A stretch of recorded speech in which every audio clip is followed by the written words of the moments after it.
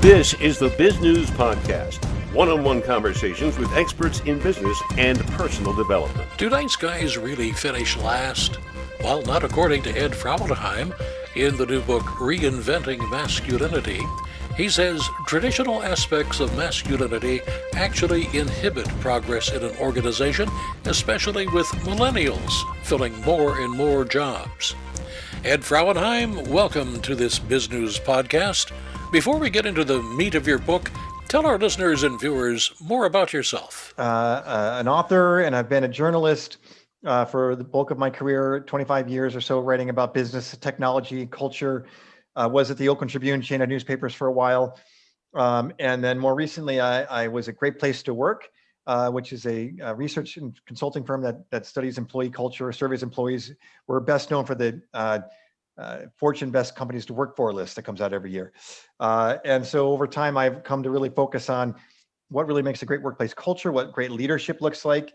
And I ultimately married that interest in the workplace and an abiding interest in masculinity issues with the co-author of my recent book, Ed Adams, to create a book that looks at how masculinity is changing and we think must change for men to succeed and flourish in the world that's taking place. He brings a psychological perspective and I bring more the business perspective. Of all the people we have interviewed over the years, and we've been doing this since 2005, and we estimated some over 600, many have new ideas about business and management and leadership and are ready to take on that slice of the world. You guys, however, seem to be willing to take on all of humanity. Would you give our listeners and viewers a thumbnail sketch of what it is that you're talking about and why?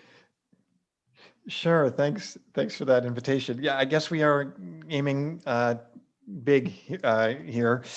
We basically think that the way that we've been taught to be men, for us men, and our visions of masculinity that both men and women have is outdated. They're unhealthy and they're dangerous. And we see this as the problems with this traditional limited view of masculinity taking shape at work, at home, and in the world, even to some of the issues of the day, like climate change, global warming, the need for cooperation around pandemics, and say the need to cooperate on international terrorism and other matters that really are global in nature. So that's why we see that the impact of masculinity is quite large across these different spheres. But by the impact of masculinity, give us some examples. Sure. So we see a change underway, Doug, between the more traditional way of being a man, or masculinity, which we call confined masculinity, toward a newer version of masculinity that we call liberating masculinity. And the confined approach, really, we picked that term because the way we've been taught to be men for thousands of years really is about limitations, limited roles that we really are kind of sanctioned to play in our lives, like the provider, the protector, the conqueror, and then limited relationship styles, where we're supposed to be stoic, not very emotional. We're supposed to be competitive with one another and even dominate. And we're also supposed to be super self-sufficient to the point of isolation. And we think that these characteristics of this confined approach to being a man really are what gets us in trouble in the world that's taking shape today. And how would you guys change it? Well, thankfully, we see it changing in ways that we're trying to name as well as shepherd. But what we see happening is the emergence of a masculinity that it really breaks free of these confines. And that really allows men to play additional roles in life, like the caregiver, the sensitive lover, potentially the spiritual seeker. These are more, they haven't been completely impossible in the past, but really much more sanctioned now. You see more men, for example, during the pandemic. Men are called now to be more emotionally intelligent and vulnerable in their relationships, as well as when we talk about the workplace and as leaders of teams and of organizations. And there's also the need to recognize our interconnectedness. Again, both in terms of the workplace, you can see the need for that to see that oftentimes our work in silos gets us in trouble in organizations, but also at the societal level, the need to kind of see that we are one human family in a way, and that if we're going to solve the problems of today, we have to see our connections more clearly and actually embrace them as opposed to try to deny them. Let's see if we can transfer this to business. Business Sure. as we know it today in the United States, Western world. What's good, what's bad, and what fits with your theory, and what should be changed? Thank you. Yeah, glad to bring it down to the business level. We see the world of business kind of having three key trends, mega trends, you might say, Doug. It's faster, it's flatter, and it's fairness focused today. By faster, we're talking about the digital disruptions underway, where competitors can pop out anywhere across the globe with the ability to use the internet and other tools. It's faster in the sense, or excuse me, flatter in the sense that increasingly organizations are realizing they need to distribute decision-making power to those on the front lines. Because if you go for the old vertical command and control, rigid hierarchy, it's too slow. Those leaders that are stuck in that model cannot gather the input, have it come up the chain of the command, make a decision, send it back down the chain of command. By that time, an opportunity or a threat is already taken shape. And so then the last piece is that fairness focus. In the wake of Me Too, in the wake of Black Lives Matter, the killing of George Floyd, we have got to be more mindful of equality, equity, privilege in the workplaces, men. And so that older model of masculinity was really about barking bosses. It was about showing up as rigid, cold, and isolated, often in a world that's now calling for flexibility, warmth, and connection. So happy to give some examples, but that I think paints the big picture of what we see happening at work today. Oh, well, indeed. We always learn better when we look at what somebody else has done. Give us a couple of examples of what works. Thanks. Yeah, I have been really inspired over the last couple of years in my role at Great Place to Work to be able to interview some of the most inspiring leaders and organizations that have great cultures. And one of them is Tim Ryan, who's a top executive at PwC, the giant professional services company.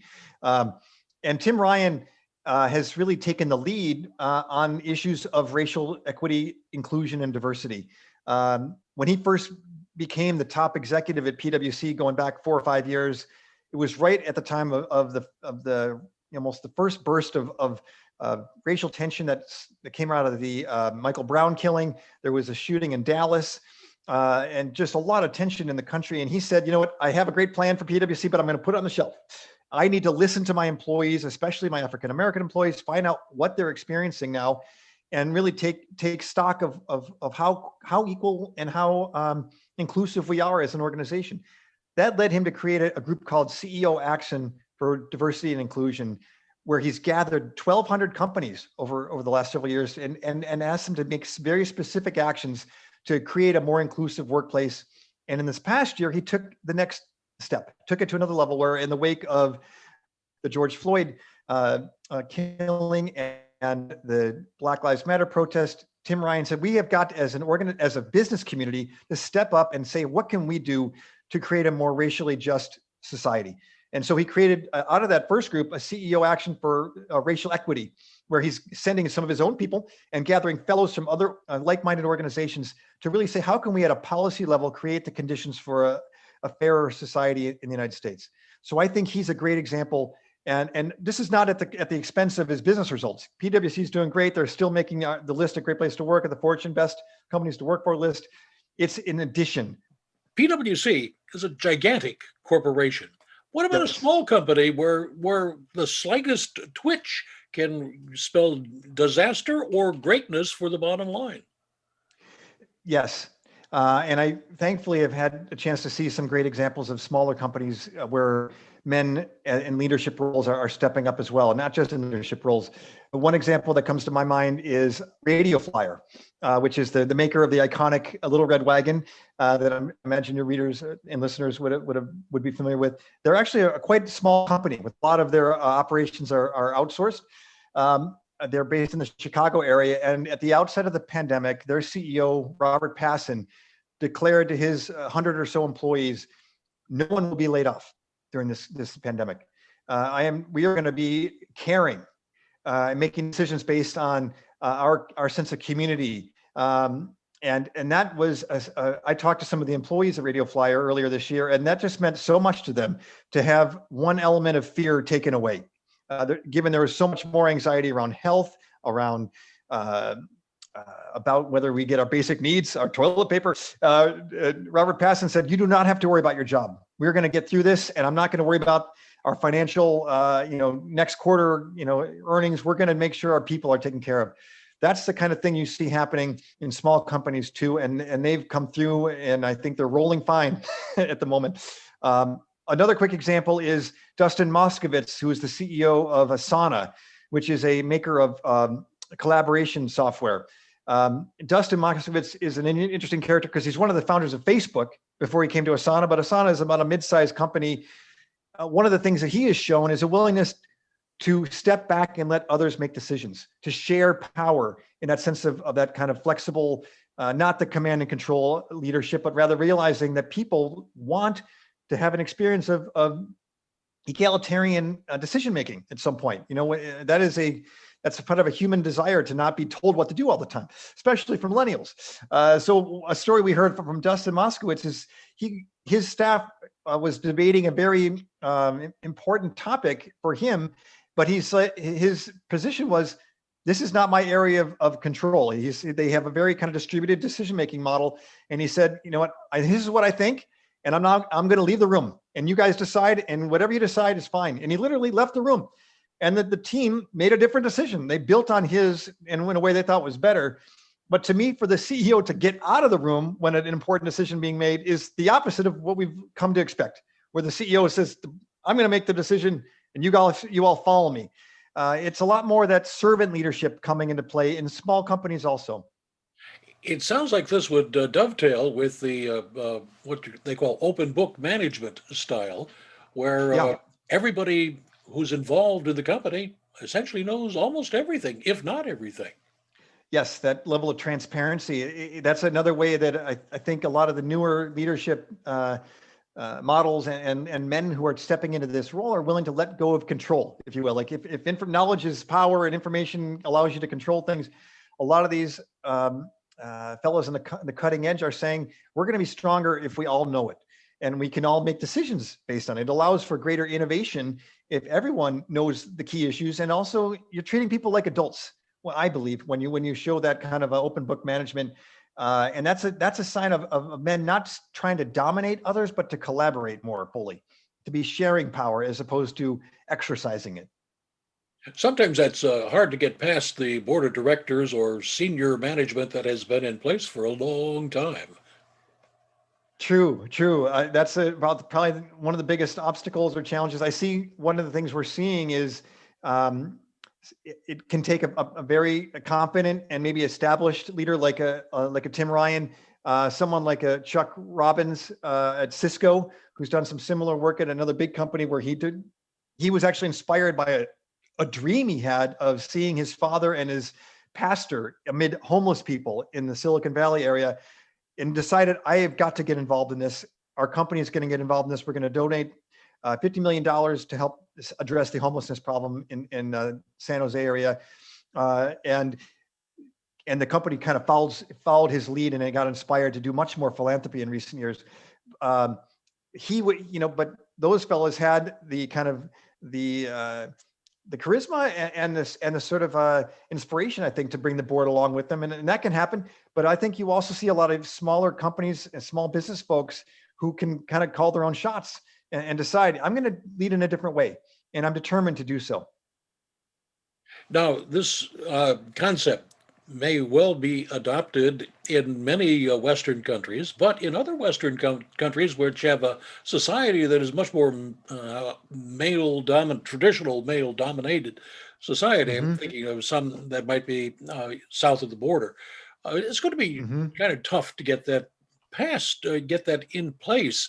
And beyond that, worldwide, how do you get it out of a company here and a company there into society as a whole? Have you and your co-author given any thought to that? Yeah, it's a great question, Doug. And I think you're right. There are some hurdles with cultures that are perhaps more macho, to use another term that might describe that. I think what's interesting is at Great Place to Work, we have worked on a global level. We were operating in 60 countries. And what you see is that the companies that do challenge some of those models and say, you know what, they highlight other elements of the culture. For example, in Latin America, there's a deep culture of family connection. And one definition of family is we all are gonna love each other and take care of each other. And we're not gonna be dominated by one member or say a boss that is a kind of abusive boss. So there are ways that these principles around masculinity are being seized. For example, I know the Great Place to Work affiliate leader in Brazil is one of the fellow who has most radically distributed authority, shared power, allowed people of all levels of the organization to come up with new ideas. And he's one of the most successful Great Place to Work affiliates around the world. So it is happening, it can happen, and it's exciting to see, even if there are challenges ahead. Do you see your thoughts at about where the feminism movement was perhaps in the early 70s at that level of development? That's a great, I think that's a great assessment, Doug.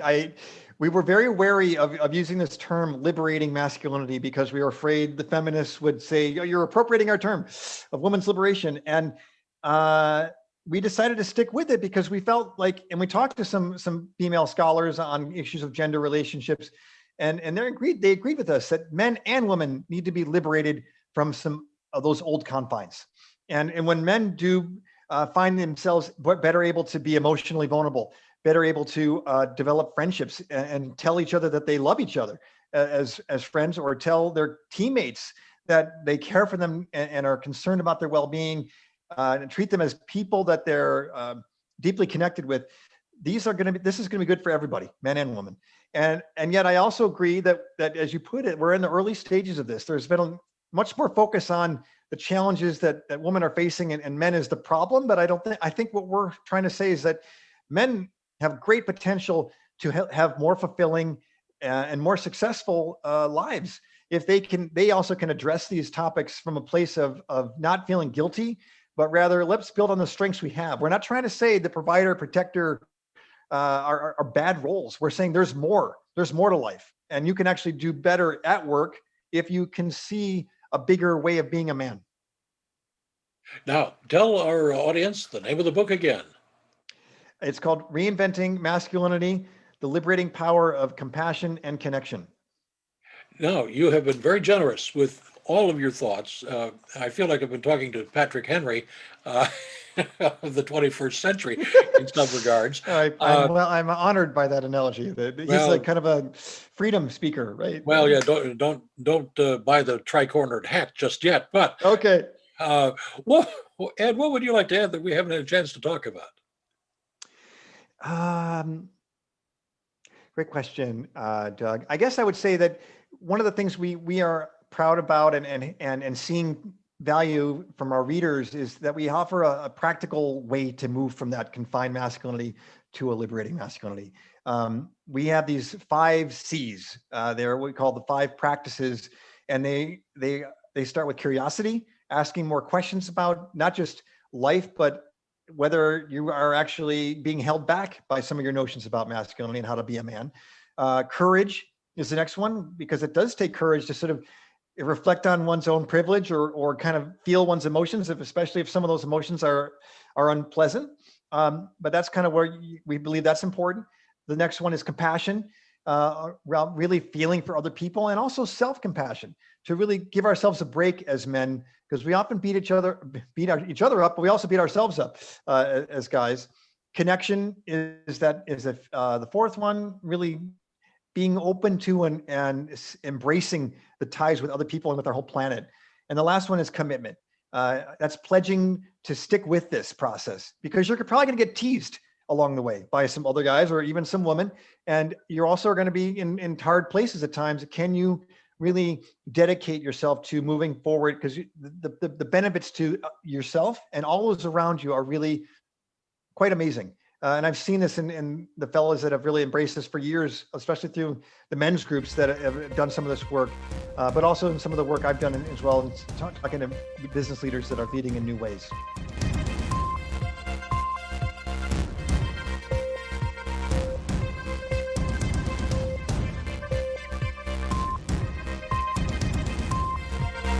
You've been watching the BizGnus Podcast.